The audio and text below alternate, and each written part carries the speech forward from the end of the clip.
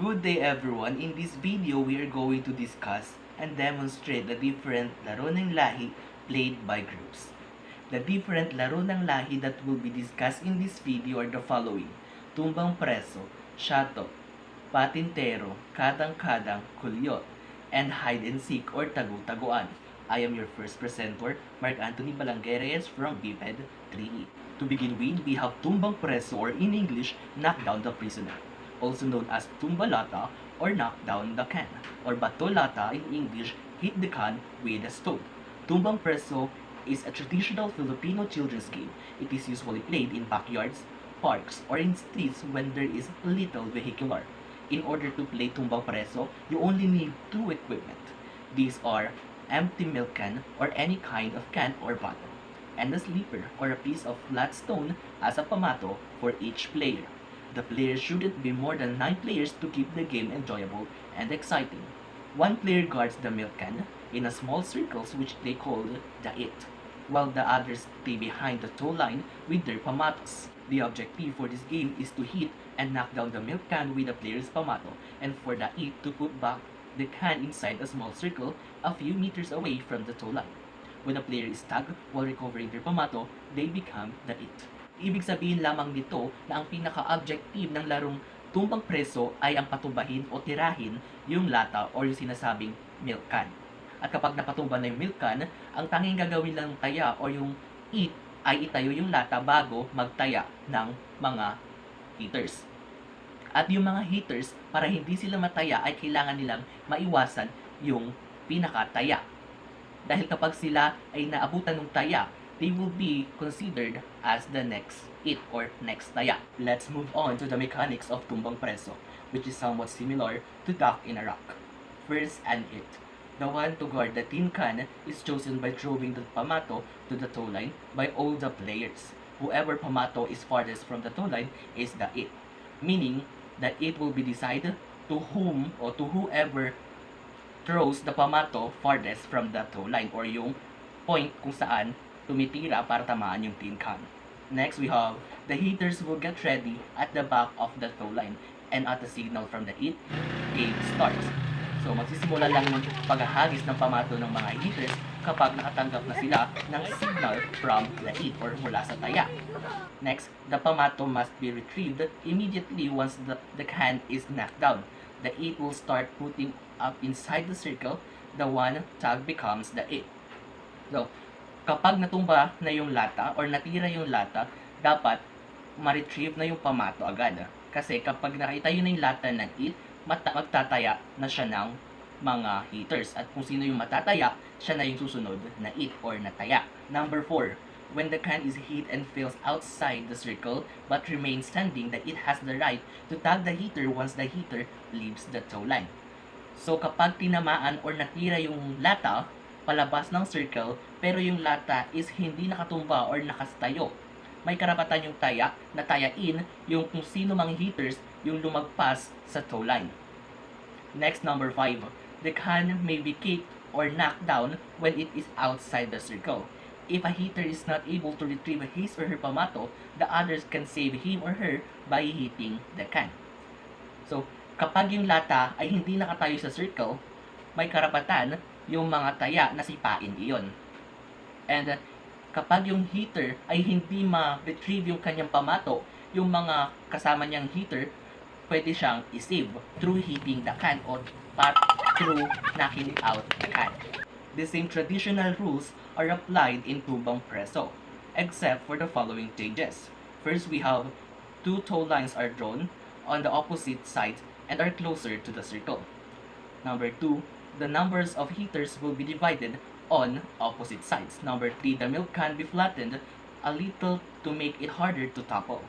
This can be done by slightly hitting the sides of the can with a blunt object until it folds, then stepping on the can carefully. Number 4, when the heaters run out of pamato, the game turns into a chase. Players on one side will act as a bait, while those on the other side will try to kick the can, all while trying to avoid being tagged. Number 5, after the can falls down, the game is paused and all pamato is retrieved. That's all for Tumbang Preso. Stay tuned for the next presenter. Another laro ng lahi played by groups, we have Kulyot. This game is similar to tug of war in terms of principle, and it can be played by 2 or more players. The purpose of this game is for a team to pull the other team over the borderline to decide the winner. The equipment needed is a 15-meter long rope with a diameter of 3.81 centimeters. We have the rules of the game according to Waterhouse 2009. First, we have each team must have an equal number of players. Meaning, bawat team ay dapat na may parehong bilang ng player o member. Pangalawa, or second, the distance between teams is 5 meters. Meaning, ang layo sa pagitan ng bawat team ay 5 meters or 5 metro. Pangatlo, both ends of the rope should be tied to the waist of the last player while the other holds to the rope. Meaning, ang parehong dulo ng lubid ay dapat nakatali sa nasa dulong player ng bawat team. Number 4, a piece of ribbon or handkerchief is tied to the rope on the center line. Meaning, may ribbon or panyo or which is called handkerchief na nakatali sa pagitan ng bawat team or gitna ng lubid. Number 5, upon signal to start, each team pulls each other. Meaning, magsisimula lang maghilahan ang bawat team kapag may signal na para magsimula. Number 6, the team that pulls the other over the borderline is declared the winner. Yung team na mahihila, yung isang team sa borderline or gitna ay siyang panalo. So that is when the winner is decided. That is all for Kulyot. Good day. These are the larong lahi. First is kadang-kadang or bamboo stilt. Kadang-kadang or bamboo stilt is a very popular recreational game in the country. Several players may participate in this game. The equipment needed in 2 pieces wooden stilt with a step ladder, the height of which is 30.48 cm from the ground. The principle of the game is to walk on stilts from starting line to finish line. The length to be traveled is 100 meters. Kadang-kadang, which also known as Chakad on Tagalog, was first placed on Cebu in the year 1969. It is a traditional game which is played during laro ng lahi or recreational activities. So, sinasabi dito sa country natin, sobrang popular nung kadang-kadang. And yung kadang-kadang was made of bamboo, 2 bamboo stilt.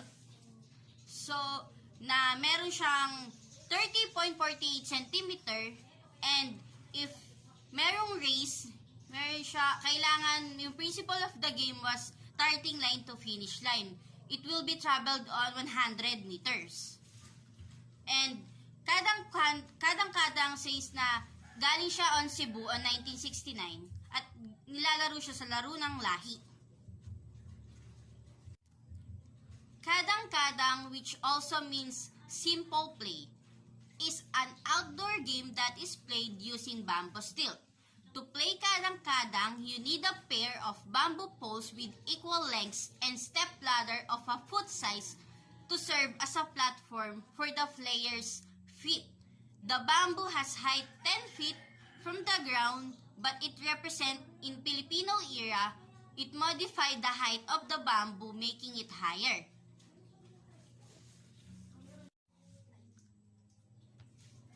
Primarily, kadang-kadang is a racing game. Before starting the game, players should form 2 parallel lines with distance of 100 meters apart to serve as starting line and then mark 25th meter of each line. The game needs 4 players in each time. The players are set in a way that first player stands behind starting line, while the second player will stand behind the 25th mark of the line, and the third player behind 50th mark of the fourth player, and the fourth player behind in 75th mark. So, it will says na yung sa kadang-kadang from the race, kailangan yung first player na sa starting line siya, behind the starting line, yung second is 25th mark of the line, and the third is in 50th mark of the line, and the fourth is 75th mark of the line. So, the rules of the game is just simple. On the signal, get set, the player stands at the starting line with stilts. At the signal go, the first player mounts up his stilts, start walking on 25th mark. After reaching the mark, he get off from the stilts and hand it down to the second player who will the same while going to 50th mark. The same pattern goes to the third and the fourth player until they reach the finish line. So it says na if sinabi na get set and then nag-go, kailangan hawakan na ng player yung 2 pairs of bamboo or yung stilts, and then magsa-start na siya walking hanggang yung first player hanggang 25th mark, and then yung second player hanggang 50th mark, and yung third is 70th mark. So, hanggang mapunta sa finish line yung 4 players. A player loses if he get off the stilt twice before reaching the finish line or get off the stilt after 2 steps. This games was propagated in Philippine indigenous games. So, sinasabi na if yung player nahulog siya ng 2 beses, maa-out na siya dun sa pinaka-race, or if nahulog siya and then nag 2 steps siya, ma-out na yung player dun sa game. In the kadang-kadang, the players will able to build up their concentration, teamwork, and sportsmanship.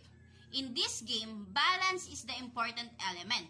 If you know how to balance yourself, you will able to perfectly in this kind of game. So, ang kailangan lang if you are playing kadang-kadang, you have concentration, teamwork, and sportsmanship para magawa mo yung mga importanteng elements to win the race. Kadang-kadang is not only for recreational activities. It could also play during for recreational activities. It could also play during free time when you are with your playmates, friends, and families. So, yung kadang-kadang dito sa Pilipinas, hindi lang siya for race. Ginagamit din siya for during free time, and then yung mga bata will play for his friends, families, and playmates. Next is 2 pairs of coconut stilts are needed. This is made by boring hole through one of the eyes of the half of coconut shell. A seating about 1 or 2 meters long, depending on the height of the players, is pulled through the hole, and a big sturdy knot is tied at the bottom inside the shell. So, ito yung tinatawag na coconut stilts naman. 2 pairs siya ng coconut stilts na lalagyan mo ng tali sa inside dun sa pinaka-eyes nung coconut, and then yun yung tinatawag na coconut stilts. So, the game will be relay type of race. So, sinasabi na yung game for this coconut stilts is type of race. So, next is 10 people represent each team. So, yung team kailangan 10 people. The game will begin once the facilitator have given the command to do so. So, if nasa race ka, kailangan yung facilitator, meron siya, if nag-command siya, dun ka palang pwedeng mag-step or mag-walk. Next is the players will have to race back and forth by means of the coconut stilts. So, yung player, kailangan back and forth siya, papunta and then pabalik para manalo niya yung race na nakasakay dun sa coconut shell. Next is the player should tap the hand of the next player in the line to indicate his or her completion of his part. So, sinasabi, if you have to race, kailangan sa 10 teams, kailangan mong matap yung hand nung kasama mo para magtuloy-tuloy yung race.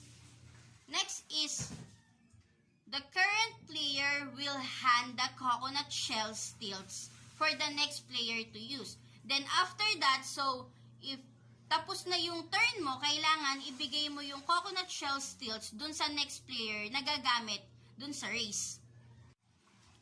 Next is, in case the coconut shell stilts break, a replacement will be provided depending on availability. and the current player had to restart his or her race. So, if sinasabi na dito, pag nasira mo yung coconut shell stilts, mabibigyan ka ng, mapoprovide naman yung coconut shell stilts kung may available pa, and kailangan ulitin mo yung race mo.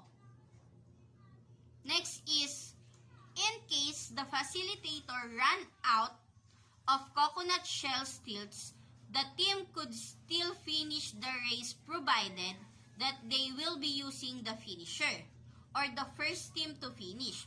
Coconut shell stilts finish the remainder of relay.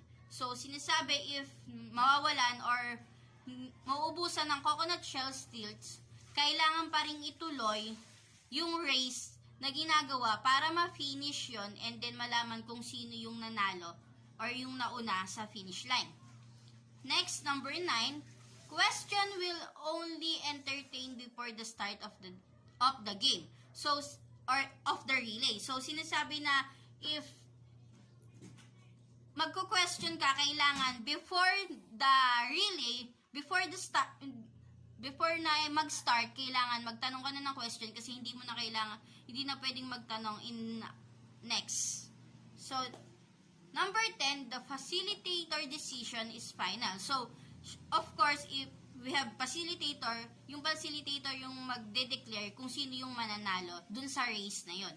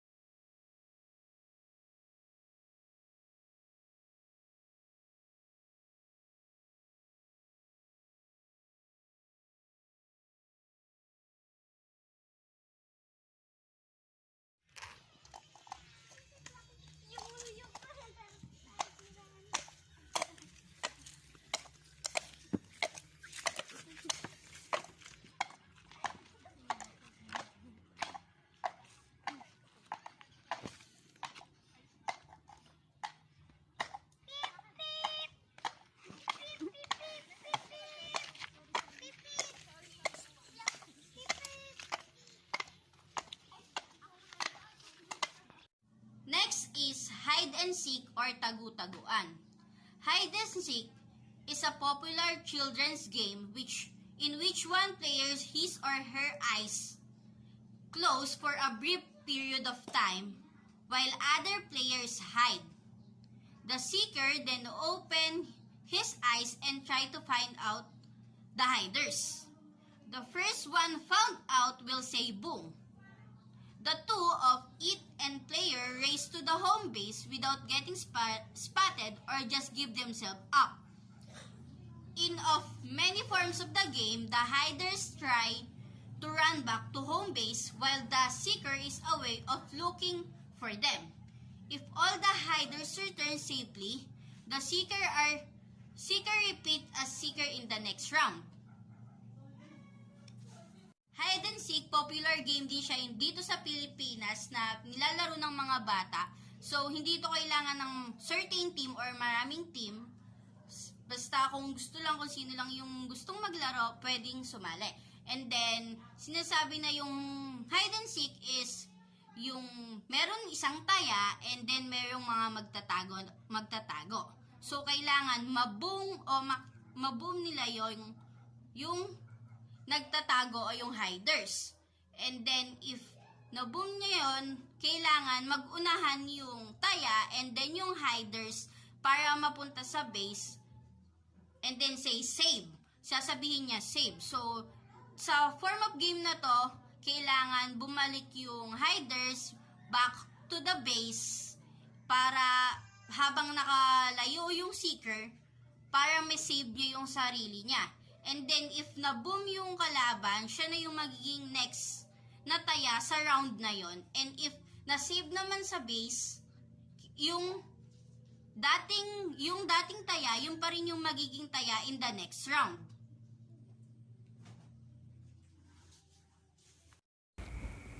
Good day everyone, I'm Artie Jane M. Ramos from VPED 3E, and in this video, I am going to discuss two examples of Philippine traditional games.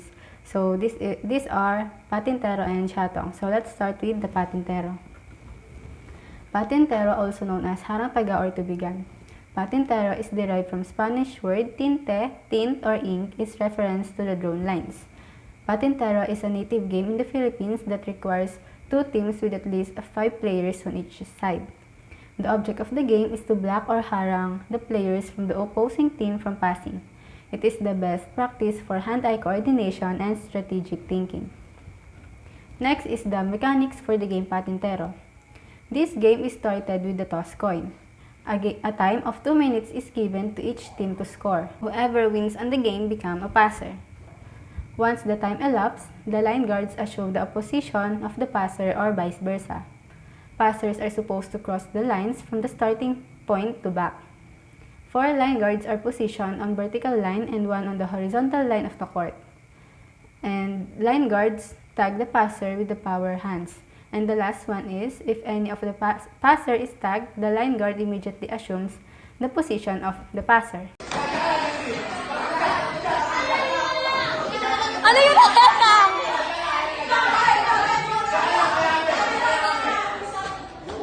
Kakit ni Jack. Go, Jack. Sige lang.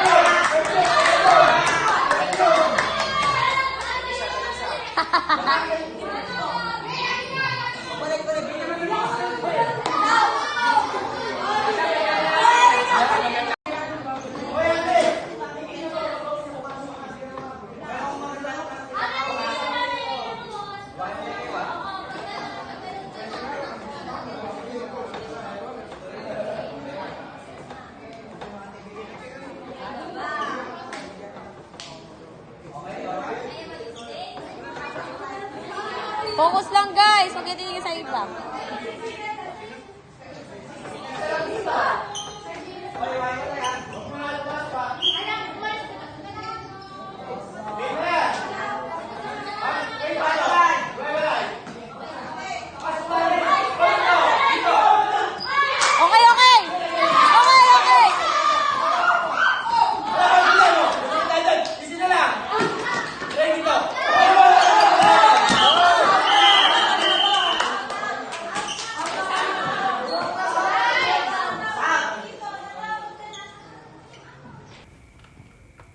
Next is the materials for the game Patintero. Patintero is played on a rectangular grid drawn into the ground. The rectangle is usually 5 to 6 meters or 16 to 20 feet in length and 4 meters or 13 feet in wide. It is subdivided into 4 to 6 equal parts by drawing a central lengthwise line and then 1 or 2 crosswise lines. The size of the rectangle and the number of subdivisions can be adjusted based on the number of players. The individual squares in the grid must be large enough that someone can stay in the middle out of reach of someone standing on the lines. So that's all for the game Patintero. Next is the game Shatong. Shatong is not your common sports. It is a game played in the suburbs and rural areas of the Philippines, but similarly played in the Middle East that goes by the name Gutalaguti. So here are the mechanics for the game Shatong.